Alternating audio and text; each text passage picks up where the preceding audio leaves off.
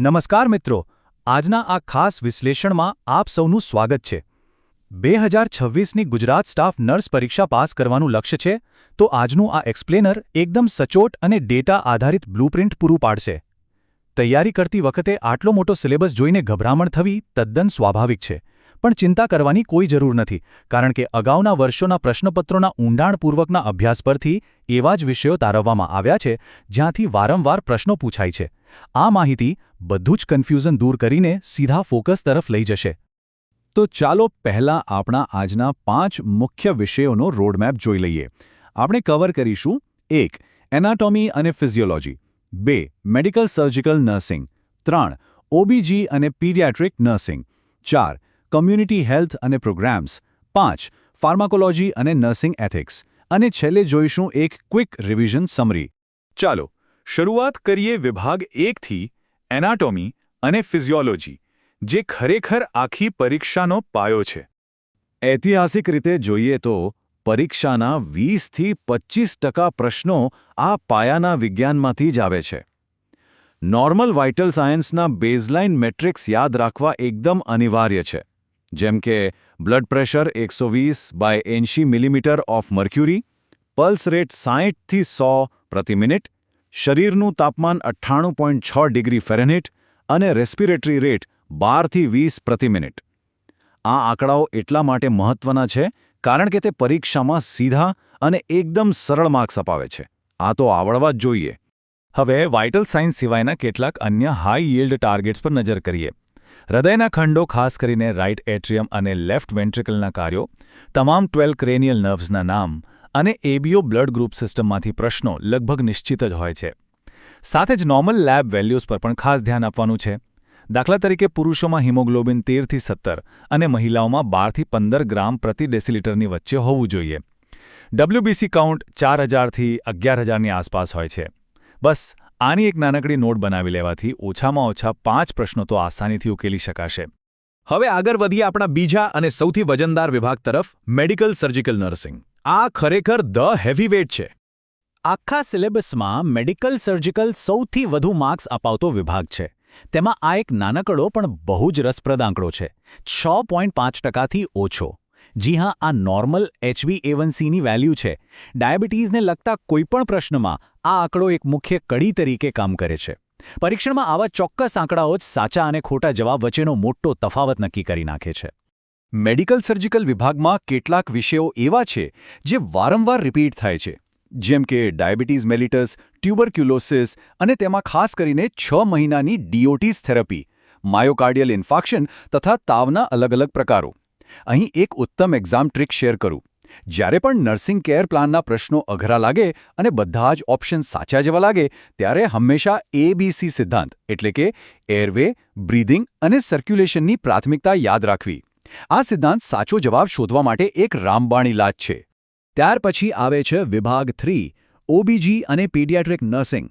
આ એક high frequency zone છે. આ માતૃ અને બાળ સ્વાસ્થ્યનો વિભાગ છે, જ્યાંથી જીવનચક્રની સંભાળના પ્રશ્નો મોટી સંખ્યામાં જોવા મળે છે.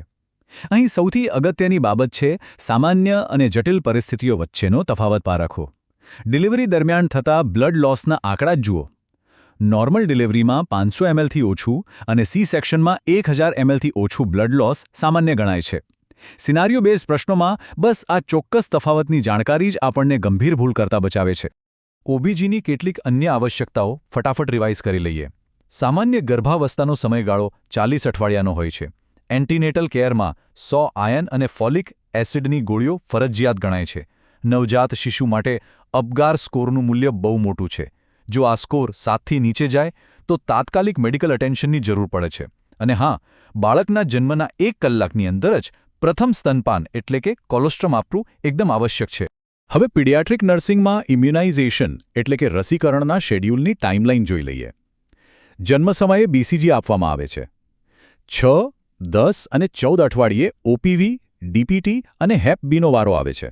અને 9 મહિને MMR તથા વિટામિન Aનો પ્રથમ ડોઝ અપાય છે. અગાઉના પેપર્સનો એનાલિસિસ સ્પષ્ટ દર્શાવે છે કે આ રસીકરણના શેડ્યુલમાંથી સીધા 4થી 5 પ્રશ્નો પૂછાયા છે. એટલે આ માહિતી તો એકદમ કંઠસ્થ જ હોવી જોઈએ. ચાલો હવે શિફ્ટ થઈએ વિભાગ 4 પર, કમ્યુનિટી હેલ્થ અને પ્રોગ્રામ્સ, જે સરકારની સૌથી મોટી પસંદગી છે. કોઈપણ સરકારી પરીક્ષા માટે કોમ્યુનિટી હેલ્થ એક ફેવરેટ ચોઇસ હોય છે. રાષ્ટ્રીય સ્વાસ્થ્ય પ્રોગ્રામ્સ અને તેના ફાયદાઓ વિશે જાણવું ફરજિયાત છે. દાખલા તરીકે PMJAY એટલે કે આયુષ્માન ભારત યોજના, જેમાં 5 લાખ રૂપિયાનું હેલ્થ કવરેજ મળે છે. જનની શિશુ સુરક્ષા કાર્યક્રમ એટલે કે JSSK, જે મફત ડિલિવરી પૂરી પાડે છે. આ ઉપરાંત મલેરિયા માટે NVBDCP, તમાકુ નિયંત્રણ માટે NTCP અને અંધત્વ નિવારણ માટે NPCB. આ બધી જ યોજનાઓના ફૂલ ફોર્મ અને મુખ્ય ફાયદાઓ પરીક્ષા પહેલાં મગજમાં બરાબર ફિટ કરી લેવા. અને આ રહ્યો એક એવો પોઈન્ટ જ્યાં મોટાભાગના ઉમેદવારો સરળ માર્ક્સ ગુમાવી બેસે છે: વસ્તીનો રેશિયો. સબ સેન્ટર મેદાની વિસ્તારોમાં 5000ની વસ્તી પર અને પહાડી વિસ્તારોમાં 3000ની વસ્તી પર હોય છે. તેની બરાબર સામે પ્રાઇમરી હેલ્થ સેન્ટર એટલે કે PHC મેદાની વિસ્તારોમાં 30000 અને પહાડી વિસ્તારોમાં 20000ની વસ્તીને આવરી લે છે. આ આંકડાઓ વચ્ચેનો ભેદ એકદમ ક્લિયર હોવો જોઈએ, બરાબર ને? હવે આવીએ આપણા અંતિમ કોર ટોપિક પર. વિભાગ 5, ફાર્માકોલોજી અને નર્સિંગ એથિક્સ, જે છેલ્લો પણ મજબૂત આધારસ્તંભ છે. આ વિભાગ દવા વહીવટની ટેકનિકલ બાબતો અને પ્રોફેશનલ ગાઈડલાઇન્સનું એકદમ ક્રિટિકલ મિશ્રણ છે. ફાર્માકોલોજીમાં કેટલીક એવી માહિતી છે જેમાં કોઈ બાંધછોડ ચાલે જ નહીં, જેમ કે ઇન્જેક્શન આપવાના ચોક્કસ ખૂણા ઇન્ટ્રામસ્ક્યુલર 90 ડિગ્રીએ, સબક્યુટેનિયસ 45 ડિગ્રીએ અને ઇન્ટ્રાડર્મલ 15 ડિગ્રીએ અપાય છે. દવાઓની આંતરક્રિયાઓ પણ ભયજનક બની શકે છે, જેમ કે વોરફેરિન સાથે એસ્પિરિન લેવાથી બ્લીડિંગનું જોખમ સીધું વધી જાય છે. અને ઇન્સ્યુલિન સાઇટ રોટેશન વિશેનું જ્ઞાન તો હોવું જ જોઈએ. નર્સિંગ એથિક્સની વાત કરીએ તો ઇન્ટરનેશનલ કાઉન્સિલ ઓફ નર્સિસના કોડ ઓફ એથિક્સમાં 4 મૂળભૂત તત્વો છે, જે ફરજોનું એક સરસ માળખું પૂરું પાડે છે. સ્ટેપ 1, નર્સો અને લોકો. સ્ટેપ 2, નર્સો અને પ્રેક્ટિસ. સ્ટેપ 3, નર્સો અને વ્યવસાય. અને છેલ્લે સ્ટેપ 4, નર્સો અને સહકાર્યકરો. અને હા, ઐતિહાસિક પૃષ્ઠભૂમિને બિલકુલ અવગણી શકાય નહીં.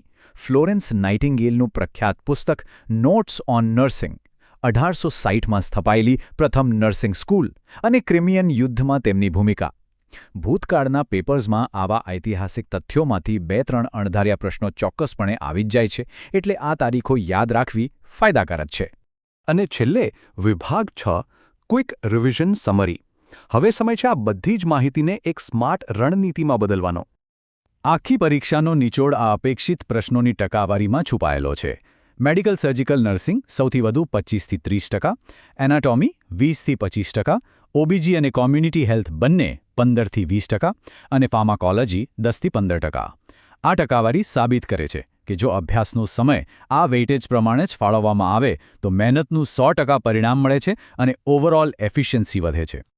તો હવે છેલ્લો અને સૌથી મોટો સવાલ એ છે કે આ બ્લૂપ્રિન્ટ સમજ્યા પછી આગામી સ્ટડી સેશનમાં આ 5 હાઈ yielded વિષયોમાંથી કયા વિષય પર સૌથી પહેલા ધ્યાન કેન્દ્રિત કરવું જોઈએ? યાદ રાખજો, સફળતા કોઈ જાદુ નથી. તે રોજના 2 કલાકના ફોકસ્ડ અભ્યાસ અને સતત રિવિઝનનું પરિણામ છે. આ ડેટા આધારિત બ્લૂપ્રિન્ટનો ઉપયોગ કરીને આજથી જ તૈયારીને સાચી દિશા આપી શકાય છે. તો કયા વિષયથી શરૂઆત કરીશું?